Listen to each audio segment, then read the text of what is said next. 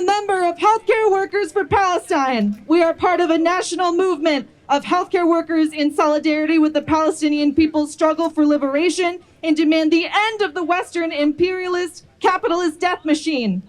I am here with you all, filled with rage and with grief at the violence unleashed upon Lebanon and Palestine this past week. On September 17th, the Zionist entity detonated thousands of pagers rigged with explosives, killing 12 people, shame, including 4 healthcare workers and 2 children in southern Beirut. Shame! This terrorist attack injured 2,800 people across Lebanon. 300 are in critical condition, 460 have undergone surgery, mainly on their hands, faces, and eyes. Many required amputations. Lebanese healthcare workers were maimed, their flesh mangled by their exploding pagers that they used at their jobs at this terrorist attack on a massive scale. And again on September 18th, during funeral processions for martyrs taken the day before, a second wave of pagers detonated and killed 14, wounding 450 more. Surgeons like the ophthalmologist Elias Jarade struggle to keep up with the number of patients who need eye surgery to remove plastic and metal shrapnel from their eyes. Many have lost their vision. Israel has launched at least 18 attacks on medical personnel and facilities in southern Lebanon since October 8th, 2023. They have killed at least 20 healthcare workers. Meanwhile, in Palestine, over 595 Palestinian healthcare workers have been killed by the IOF. 300 have been unlawfully detained. Healthcare workers and infrastructure are a strategic target of the Zionist entity's goals of genocidal annihilation. By targeting medical personnel in hospitals, Israel routinely violates international law. Killing healthcare workers leaves huge gaps in medical care. I don't have to tell you this. After their forced displacement and the disabling of their medical facilities, patients are increasingly vulnerable to infectious disease and exacerbations of chronic conditions. People cannot access life-sustaining treatments like dialysis and chemotherapy. Israeli missiles bomb and kill medical specialists, leaving patients without options. The blockade of aid and medicine leads to exponentially worse outcomes. And I'm sure you've heard that Gaza has the highest rate of child amputees. This is because there are no therapies available to save limbs after catastrophic injuries. Meanwhile, some of the most rabid supporters of the Zionist aggression in the Middle East are healthcare workers. Last year, a children's hospital Philadelphia physician named Yael Moshe fundraised at her job for the Mustarabin. This is a special unit of the Israeli occupation forces that disguises themselves as Arabs to infiltrate and terrorize Palestinians. At her job, American pediatric nurse Yael Sendler, who joined the IOF, posted pictures inside a vandalized mosque in Gaza and gleefully tweeted about the murder of Palestinians. Both of these people work with children while supporting a foreign military that kills children. Countless Zionist healthcare workers' social media accounts are filled with disgusting, racist jokes about the pager attacks. And our healthcare institutions are silent. Major advocacy groups like the World Medical Association and the International Council of Nurses pile on the indignity of our colleagues' deaths by turning a blind eye. They refuse to call this a genocide. They continue to harbor Israeli membership in violation of the recent United Nations resolution that demands sanctions against the apartheid state. I speak to those healthcare workers who celebrate the Zionist subjugation and murder of Palestinians and Lebanese people. You do not deserve the privilege of caring for other people.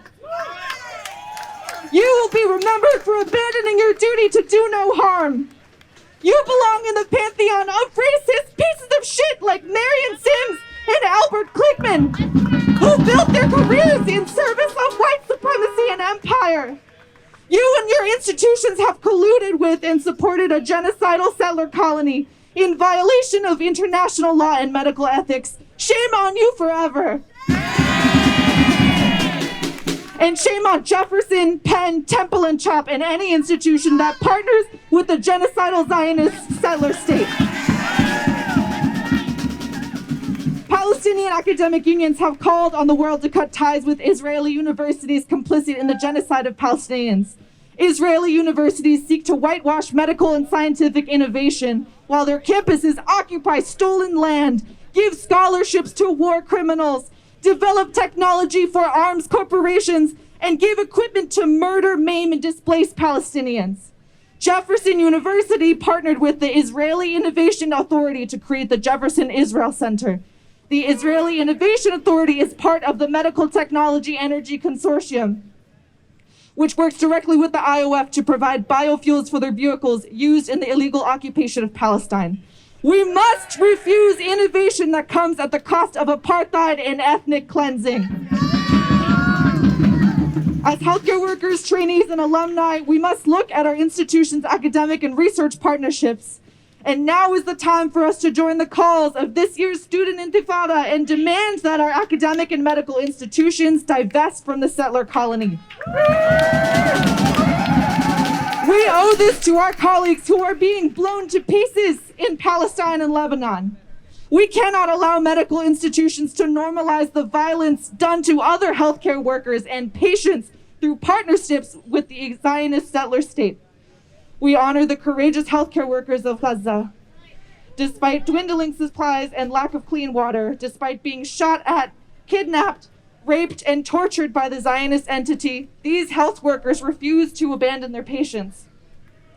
We choose the revolutionary potential of healers such as Dr. George Havash, known as El Hakim, the founder of the Popular Front for the Liberation of Palestine. Of Che Guevara, a physician and a medic committed to the revolutionary struggles in the global south. We lift up healthcare workers who do not seek prestige, hiding behind so-called neutrality and professionalism. We know that our place is among the people fighting for their dignity, self-determination, and liberation.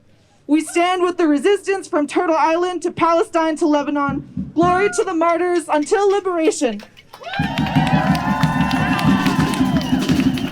Lastly, I want to share a statement written by other healthcare workers for Palestine about the martyr Marcellus Khaliifah Williams. Yesterday at 6:10 p.m., Khaliifah Williams was murdered by the state of Missouri for a crime that he did not commit. This was a deliberate act of violence by a system built to subjugate and end Black life. His murder is not a failure of the system, it is a feature. Black defendants are 4 times more likely to die by capital punishment. This is state-sanctioned lynching. We cannot rely on the system to keep us safe. It was never designed for that purpose. We can never forgive what the government did to Khalifa. We can never forgive the US-backed bombing and Israeli terrorist attacks on Lebanon. These state-sanctioned murders are a wake-up call. Every cage from Khalifa's cell in Missouri to the open-air prison of Gaza is a product of the imperialist carceral state. The system cannot and will never deliver justice. We must recognize that true health and safety comes from us, from our communities, and from our global resistance. We must raise our voices to demand total liberation, inclusive of the more than 9,000 Palestinian political prisoners held hostage by the Zionist entity. We must dare to imagine a liberated world, and we must find the courage to fight for it in honor of all our martyrs.